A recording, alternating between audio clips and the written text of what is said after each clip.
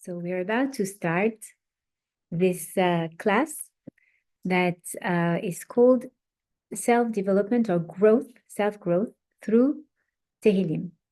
We saw in the previous classes that David HaMelech and all the psalmists have infused in the Tehilim very important lessons of life. And when we refer to them and when we pour our heart and say those words, they have a very special influence on our reality and help us connect to HaKadosh Baruch Hu, and also to help us like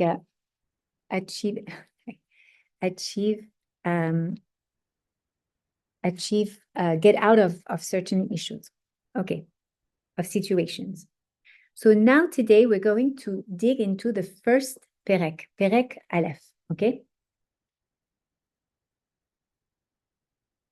One thing that is important to know about the Sefer Tehilim is that it wasn't, wait, I'm going to give you one. There you go, you're welcome. It wasn't written in this order. The order that we have for the Tehilim right today is a compilation. It was not written historically in this order, okay? The psalmist wrote it in different moments of their lives, and it was then compiled by David HaMelech in this order. Now, let's think about something. If it was compiled, there's for sure a meaning behind the way it was set. The first the chapter of Tehilim is for sure holding a very important lesson of life, right? Why would David HaMelech choose this chapter among all others to be the first one? It's because it prevails to the lesson that we're going to find in this chapter is a very important lesson, okay? So we're going to read the chapter maybe. אשרי האיש אשר לא הלך בעצת חשעים, ובדרך חטאים לא עמד, ובמושב לצים לא ישב. כי אם בתורת אדוני חפצו תורתו יהגה יומם ולילה. והיה כעץ שתול על פלגי מים, אשר פריו ייתן בריתו, ורעלהו לא ייבול, וכל אשר יעשה יצליח. לא כן הרשעים כי אם כמוץ אשר תדפנו רוח, על כן לא יקומו רשעים במשפט, וחטאים בעדת צדיקים. כי יודע אדוני דרך צדיקים ודרך רשעים תאבד. And we're going to read it in English. Anybody wants to read in English? Mital, you want? Sure. Happy is the man who does not walk in the counsel of the wicked, nor stands in the way of sinners, nor sits in the seat of the scorners, but who delights in the Torah of the Lord, and in the Torah he meditates day and night. And he shall be like a tree planted by the rivers of water that brings forth its fruit in its season. Its leaf also shall not wither, and whatever he does shall prosper. The wicked are not so, but are like the chaff which the wind drives away. Therefore the wicked shall not stand in judgment, nor the sinners in the congregation of the righteous. For the Lord knows the way of the righteous, but the way of the wicked shall perish. Okay. We see in this first perek a very important statement. Is the statement of the influence, the importance of the influence in our lives. When we raise kids, we try to protect them, we try to give them the best values, as many good values as we can. But there is one important factor, whether they're going to remain with those values or not, is who is influencing them. So we are in a generation when we say influencers, we think about, oh, it's social media influencers. Of course, they do have an influence on people, and it's true. The society has an influence on people, right? I remember when I grew up, I was not frum, And I remember watching the TV and being very influenced by advertising. I still remember the songs and the slogans of the advertising when I was a kid. There was nothing bad in it, but it's just interesting to realize we don't realize how much our surroundings, our environment influences us, who we are, how we live, how we think, right? We are very influenced by that. The environment will influence even how we think. It's crazy, right? And we're not speaking about one particular person. But then imagine that you go in a city where there's a lot of reshaim, of bad people, of people who behave in a way that is not appropriate. Let's even think about, we were learning in the parasha a few weeks ago about Lot, the nephew of Avraham Avinu, who went to Sodom, right, and Gomorrah. And in this city, they were not allowed to have guests. They were not allowed to. They were very perverted, right? It has for sure influenced him in some ways. How can someone be surrounded by people who have bad customs, who have bad intentions, who have bad values, and protect himself? It's almost impossible. We are social beings. Hashem created us like that. And we are very influenced by our environment. So the first perek that David HaMelech decides to put in his compilation of the Tehilim is about the influence. Open your eyes. Of course, you want to live a life dedicated to good. You want to be a good person. Everybody wants to be a good person. Who wants to be a bad person? No one. Even like the chief of the mafia probably wants to be a good person in the eyes of his father, who was the chief of the mafia himself, right?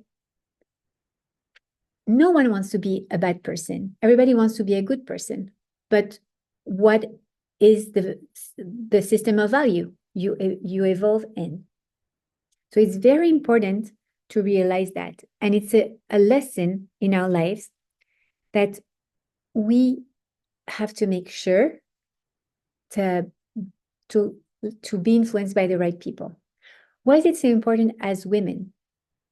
Because women were called the bait. The bait is, what is a house? What is a house? What is a home? Somewhere you feel comfortable. Okay.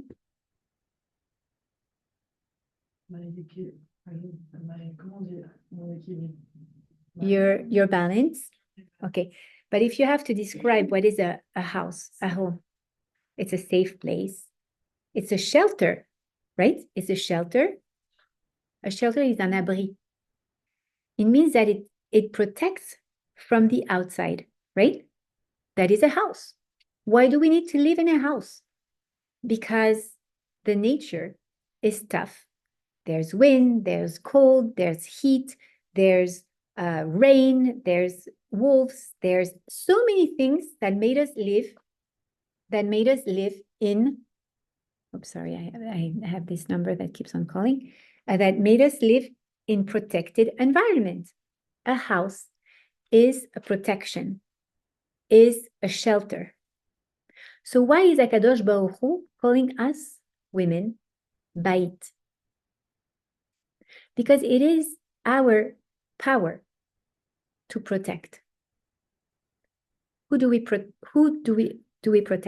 We protect our household, meaning our husband, our kids, and ourselves.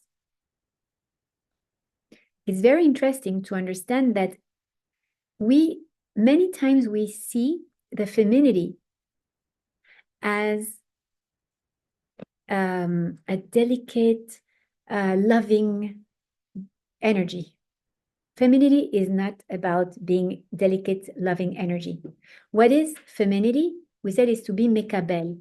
What is being mekabel? Is to create a kli, A container. How do you create a container? By setting up boundaries. Do you realize what we're saying? It's very important. What is the feminine energy? Is to be mekabel, meaning to create boundaries. Okay? This is our energy. This is why we are a bait. A bait is someone who says, okay, there is a flow of influence in this environment. I am going to set up a container that will be a shelter for my family, me included. I am going to decide how to contain the system of value that we have within this family and protect. Within the feminine energy, there is this gvura, that is this type of discipline, this ability to isolate, to bring walls, to divide. Remember, the woman is described with the intelligence of Bina, which is to distinguish. She's able to separate. She's able to see what is good, what is not good. And it is so important for us to realize that we have that power, and not only that power, but that responsibility. It is a responsibility. And how do we apply it in our lives? By having a vision of what we really want for our family and how we are going to set up the boundaries that need to be placed in order to protect the identity or the identity of our value system. If, for instance, I tell my kids, okay, we are a family who, in our family, one of the value system, I'm not speaking for myself, but it is actually a value in my family. One of the values of our family is honesty, right? Truth, to be truthful, to be amati, right?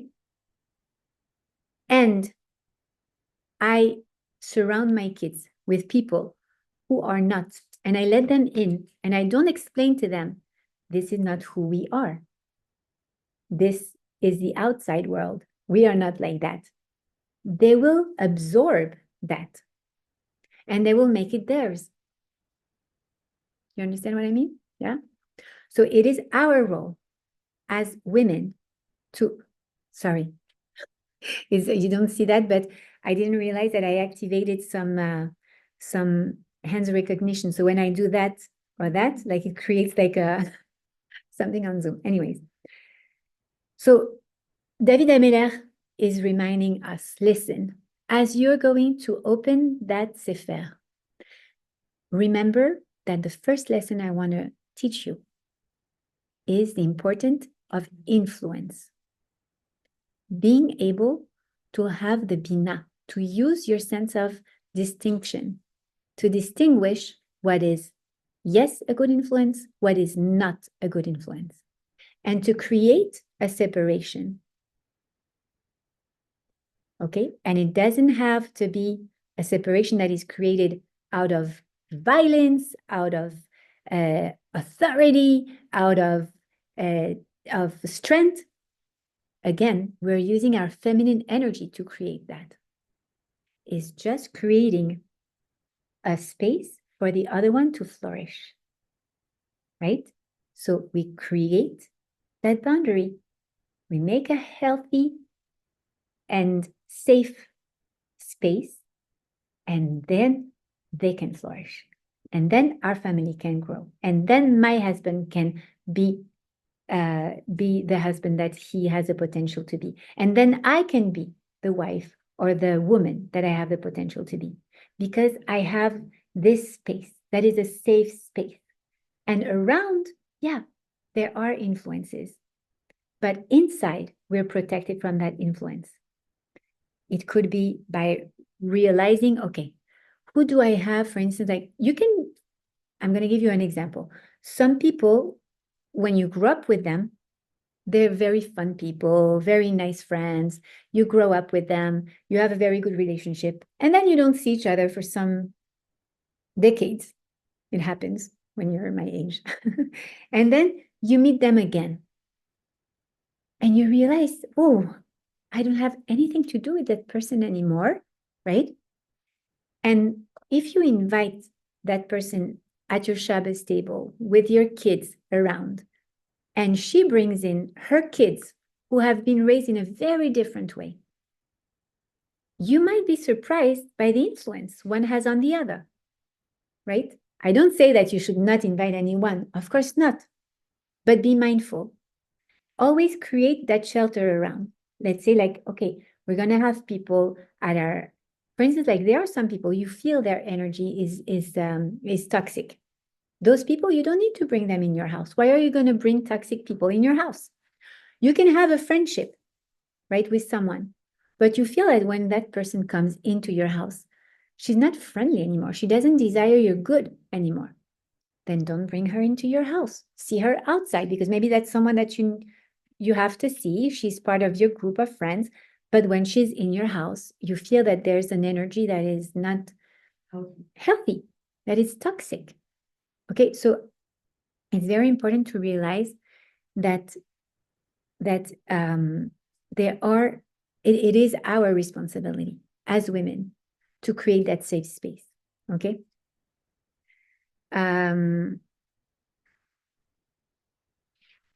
Okay. Now I'm going to give you an exercise. Ask yourself, identify 2 negative influences in your environment. How are they impacting your life? You don't need to do it now, but it's for next time or for you, because those are like self-development exercises that I offer for you to as a food for thought, and then you take it or you don't. Think about 5 solutions that will help you get rid of these influences and choose one that you decide to implement in your life. What are you going to start with? How will you proceed? On whom can you count to make sure not to go back to that negative influence? That is one way to try to take that lesson of life that David Ameller is teaching us in the first Perek. Okay. And then we'll see next week, still on Perek Aleph, the positive words, because we have 10 more minutes to go before the lunch inspire. So we're going to stop the recording now. Sabina, Julia, see you soon for the next step of our Midrash.